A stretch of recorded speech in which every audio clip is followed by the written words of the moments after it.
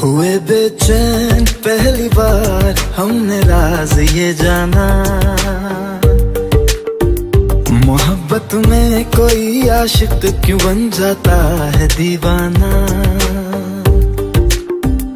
अगर इकरार हो जाए किसी से प्यार हो जाए, बड़ा मुश्किल होता है दिल को समझाना। हुए बेचैन पहली बार हमने राज ये जाना,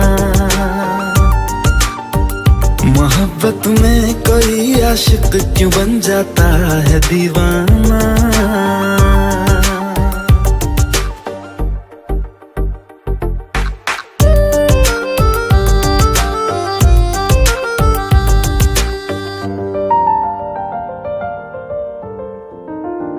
तस्वर के हंसी लम्हे तेरा एहसास करते हैं, तेरा जब जिक्र आता है तो मिलने को तड़पते हैं।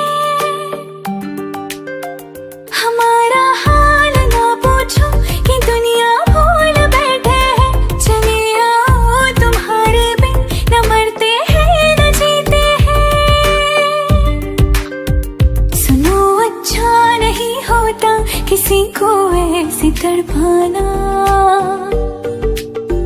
मोहब्बत में कोई आशिक क्यों बन जाता है दीवाना।